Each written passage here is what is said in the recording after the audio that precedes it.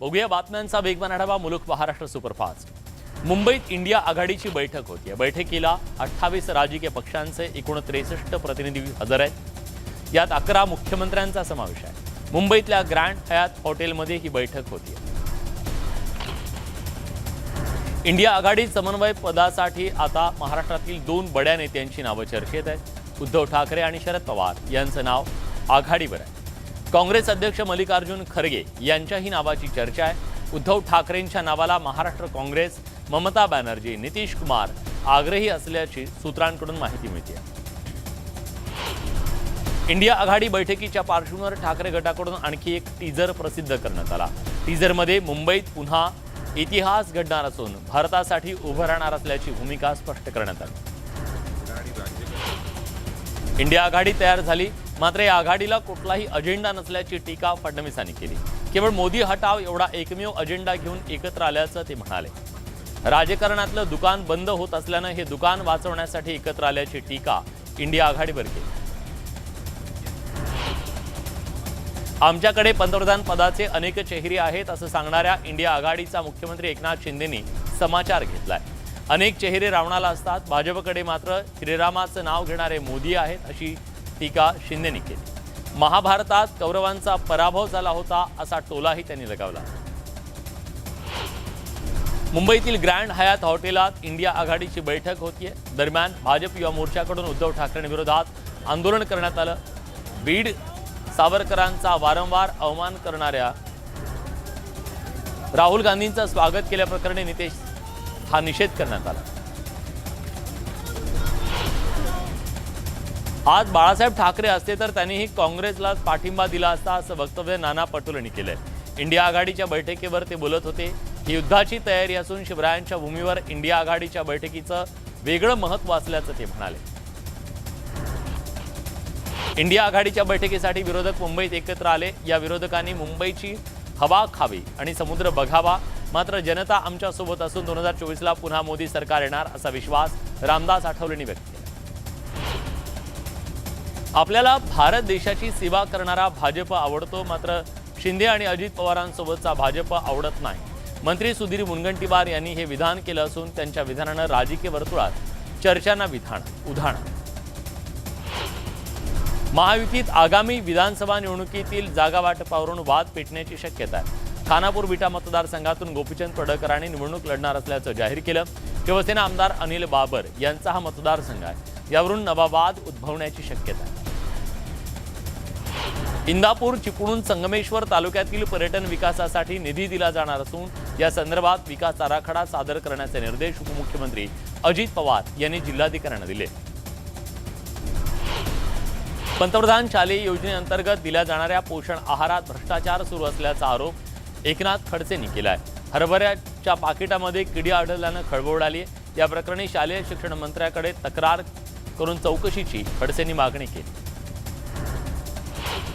संरक्षण मंत्री राजनाथ सिंग शिर्डी दौऱ्यावर आहेत। दरम्यान प्रवरानगर इथं पद्मश्री डॉक्टर विठ्ठलराव विखे पाटील साहित्य पुरस्कार सोहळ्यात त्यांची प्रमुख उपस्थिती होती। यावेळी मुख्यमंत्री एकनाथ शिंदे सुद्धा उपस्थित होते। अहमदनगरमध्ये लष्कराच्या केके रेंजसाठी 42,000 एकर जमीन संपादित केली जाणार आहे। यात शेतकऱ्यांचं नुकसान होऊ देणार नसल्याची भूमिका संरक्षण मंत्री राजनाथ सिंग यांनी घेतली आहे। दरम्यान शेतकऱ्यांकडून जमीन द्यायला विरोध होतोय। या संदर्भात दिल्लीत सर्वसमावेशक बैठक घेऊन तोडगा काढू असं राजनाथ सिंग यांनी स्पष्ट केलंय। अजित पवार मुख्यमंत्री बनतील या रामराजे निंबाळकरांच्या वक्तव्याची जयकुमार गोरेंनी खिल्ली उडवली आहे। ज्याप्रमाणे शरद पवारांच्या पंतप्रधान पदाचं स्वप्न निंबाळकरांनी पाहिलं, त्याचप्रमाणे हे स्वप्न असल्याचा टोला त्यांनी लगावला। बुलढाण्यात येत्या 3 सप्टेंबरला शासन आपल्या दारी कार्यक्रम होतोय। या कार्यक्रमासाठी जय्यत तयारी सुरू आहे। खासदार प्रतापराव जाधव, आमदार संजय गायकवाड, संजय रायमुलकर यांनी कार्यक्रमस्थळी जाऊन पाहणी केली। रोहिणी खडसेंना राष्ट्रवादीच्या महिला प्रदेशाध्यक्ष पदाची जबाबदारी देण्यात आली आहे। निवड झाल्यानंतर त्यांचं मुक्ताईनगरमध्ये जंगी स्वागत करण्यात आलं। आगामी निवडणुकीच्या पार्श्वभूमीवर सक्रिय होण्याचे आदेश रामदास आठवलेंनी कार्यकर्त्यांना केले। जळगावमध्ये कार्यकर्त्यांसाठी विशेष शिबिर आयोजित करण्यात आलं होतं। यावेळी आठवलेंनी कार्यकर्त्यांशी संवाद साधला। स्वातंत्र्यवीर सावरकरांचे नातू रणजित सावरकर यांनी अमरावतीमधील खापर्डे वाड्याला भेट दिली।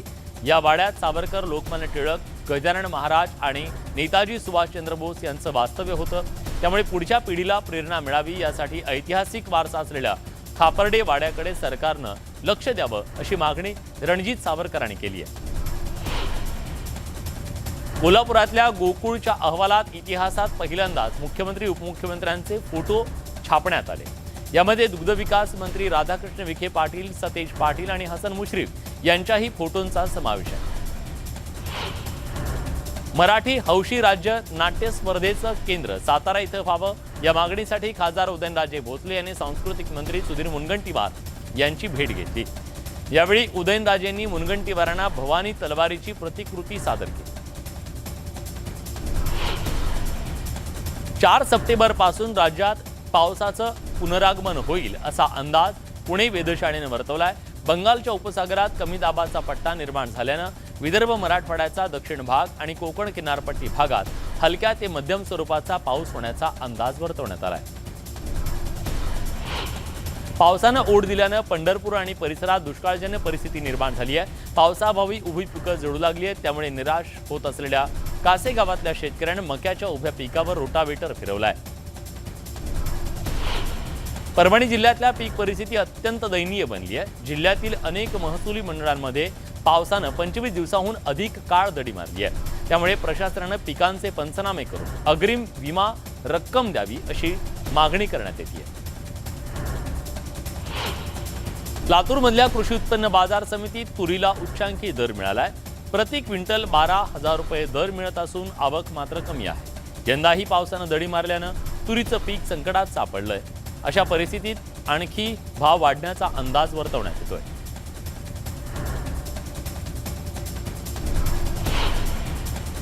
यानंतर आपण थेट जातोय वरळीमध्ये, जिथं प्रो गोविंदा स्पर्धा सुरू आहे। मालवणकर और सबसे टॉप पर होंगे श्रेयस इप्ते। ये हम 8 थर तक पहुंचेंगे तब शायद ये हमें देखने को नजारा मिलेगा। इनकी अचीवमेंट्स के बारे में अगर बात कहें तो प्रो गोविंदा जो कि पिछले साल हुआ था वहां पर 5th प्लेस पर थे इनकी टीम।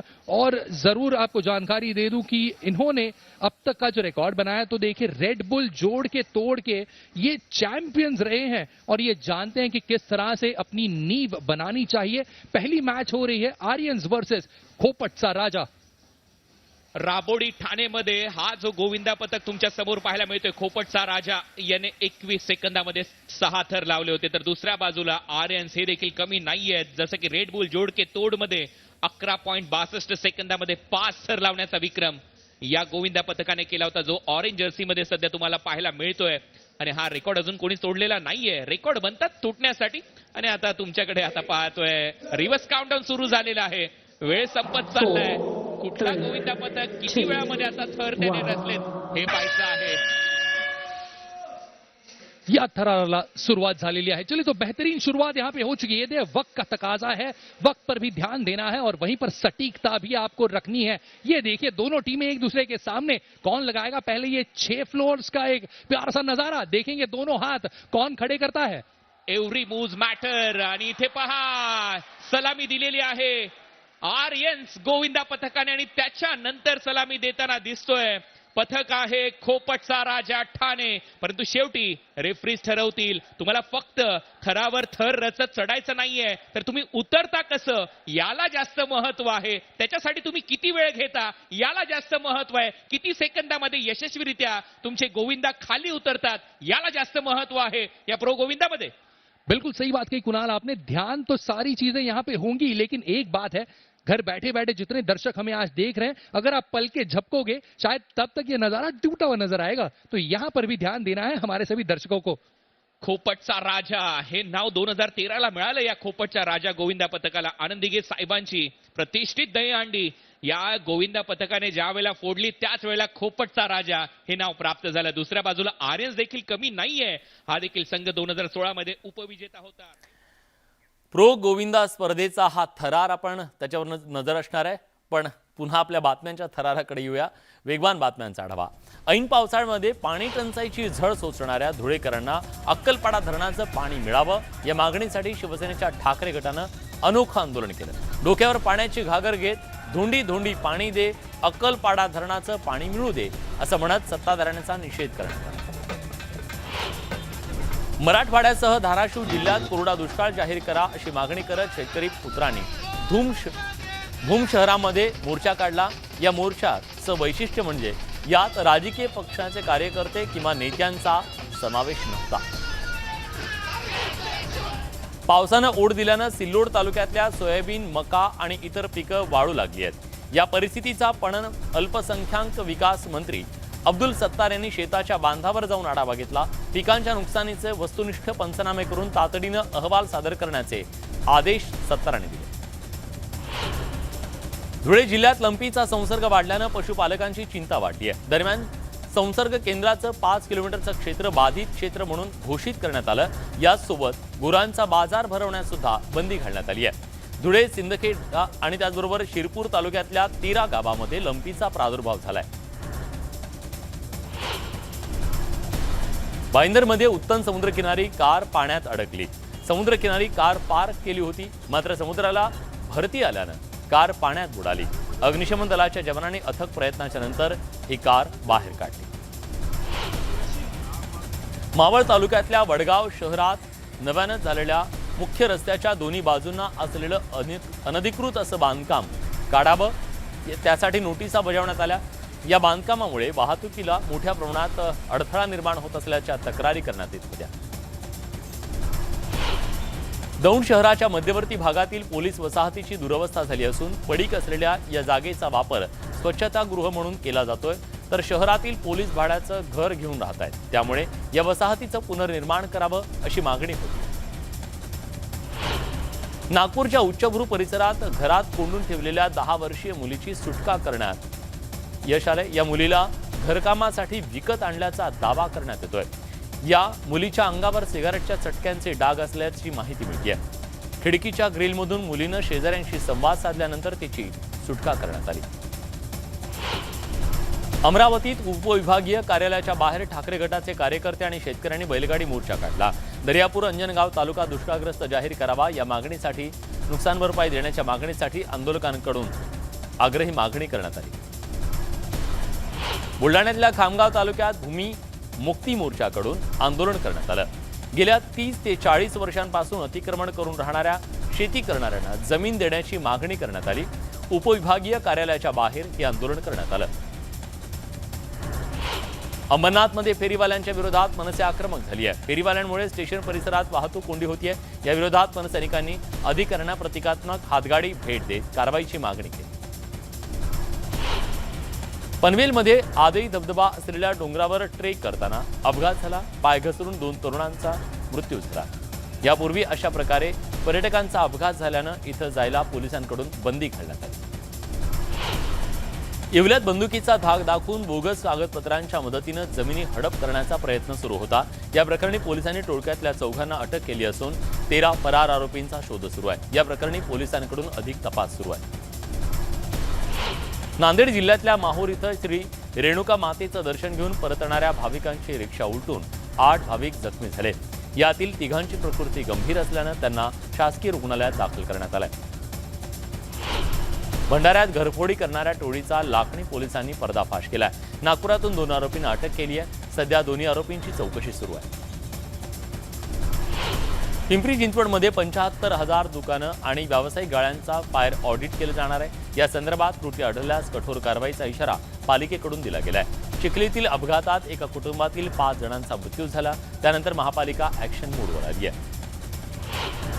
वाशिम जिल्ह्यात कार्ली फाट्याजवळ भरधाव ट्रकनं दुचाकीला धडक दिली. अपघातात दुचाकी स्वार जागी ठार झाला. अपघातानंतर पसार झालेल्या ट्रक चालकाचा पाठलाग करत पोलिसांनी त्याला ताब्यात घेतलं.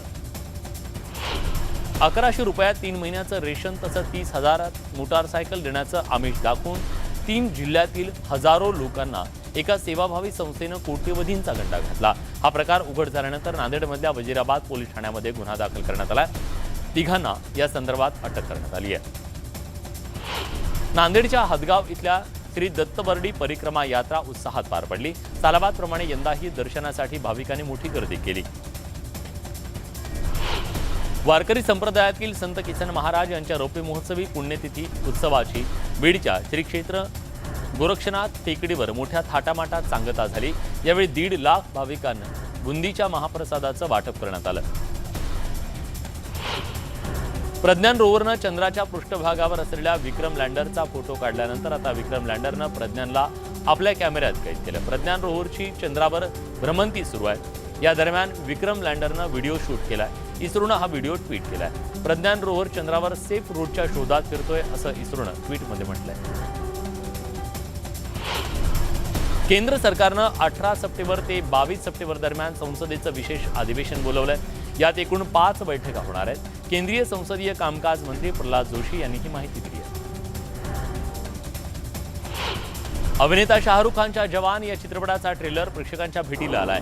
या ट्रेलरमध्ये शाहरुख विविध लुक्समध्ये दिसतोय।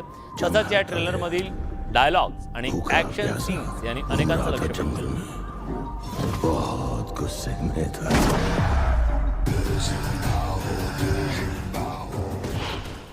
दाक्षिणात्य चित्रपटातील लेडी सुपरस्टार म्हणून ओळखली जाणारी अभिनेत्री नयनतारानं सोशल मीडियावर पदार्पण केलं। चाहत्यांना सुखद धक्का देत तिनं तिच्या जुळ्या मुलांसह एक स्पेशल व्हिडिओ शेअर केला। अभिनेत्री अक्षया देवधर आणि हार्दिक जोशी यांची लग्नानंतरची पहिली मंगळागौर नुकतीच पार पडली। याचा व्हिडिओ समोर आलाय। अभिनेता अमोल नाईकनं हा खास व्हिडिओ शेअर केला। अभिनेत्री मीरा जोशी लवकरच विवाह बंधनात अडकणार आहे। सोशल मीडियावर बॉयफ्रेंडसह फोटो शेअर करत तिनं ही माहिती दिली। सध्या मीराच्या घरी लगीनघाईला सुरुवात झाली असून मेहंदी काढतानाचा व्हिडिओ तिने शेअर केलाय। दिग्पाल लांजेकर यांच्या सुभेदार चित्रपटात अभिनेता ऋषी सक्सेना नकारात्मक भूमिकेत झळकला। नुकताच ऋषीनं त्याच्या पात्रासाठीचा लुक कसा केला याबद्दलचा व्हिडिओ शेअर केलाय।